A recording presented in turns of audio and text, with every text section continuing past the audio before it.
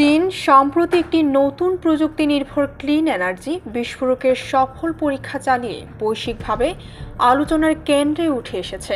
এই বোমাটি সাধারণ পারমাণবিক বোমার মতো তেজস্ক্রিয় নয়, বরং এটি পরিবেশ বান্ধব, কার্যকর এবং কৌশলগতভাবে অত্যন্ত গুরুত্বপূর্ণ। চীনের রাষ্ট্রীয় জাহাজ নির্মাণ সংস্থা সিএসসির 705 গবেষণা ইনস্টিটিউট এই বোমাটি তৈরি করেছে। মাত্র 2 কেজি ওজনের এই বিস্ফোরকটিতে ব্যবহৃত হয়েছে ম্যাগনেসিয়াম হাইড্রাইড নামের এক ধরনের কঠিন হাইড্রোজেন ভিত্তিক যৌগ, যা প্রচলিত হাইড্রোজেন ট্যাঙ্কের চেয়ে অনেক বেশি হাইড্রোজেন সংরক্ষণে সক্ষম।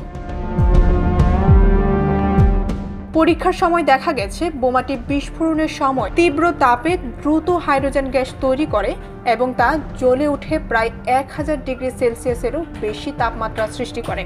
এই আগুন প্রায় 2 সেকেন্ড পর্যন্ত স্থায়ী হয়, যা টিএনটি এর বিস্ফোরণের তুলনায় প্রায় 15 গুণ বেশি সময়। ফলে এর তাপমাত্রা এবং ধ্বংস ক্ষমতা উভয়ই অনেক বেশি। বিস্ফোরণটি এতটাই শক্তিশালী যে এটি সহজেই অ্যালুমিনিয়াম গলিয়ে দিতে পারে এবং নির্দিষ্ট অঞ্চলে সমানভাবে ধ্বংস ঘটাতে পারে, যা যুদ্ধক্ষেত্রে একটি গুরুত্বপূর্ণ কৌশলগত সুবিধা।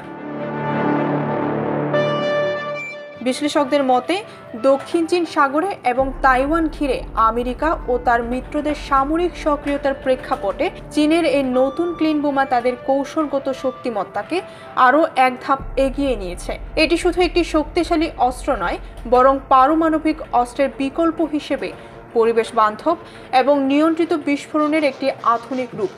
ভবিষ্যতের যুদ্ধ কৌশলে এই ধরনের উন্নত প্রযুক্তি নির্ভর অস্ত্র গুরুত্বপূর্ণ ভূমিকা রাখতে পারে বলে মনে করছেন প্রতিরক্ষা বিশ্লেষকেরা।